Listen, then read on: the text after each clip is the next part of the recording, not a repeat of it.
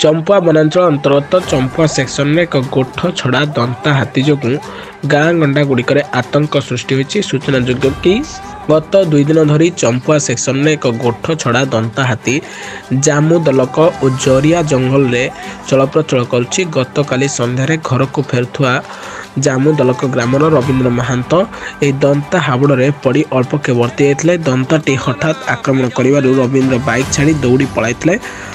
दंताटी bike को भांगीदेवा सह सेठारे जगी रही। सेहीपरि आज 2 जन बाइक आरोही एही दंता आक्रमण अल्पके वर्ती जाइछन्ति। आज संध्यारे चंपुआ ब्लॉक श्रीधरपुर ग्रामर डंबर महांत और जोड़ा पोखरी सुखदेव महांत नारदपुर घर को फेरिबा समय इंद्रस्थ जंगल निकट में गोठ छड़ा दंता हाबुड़े पड़ते।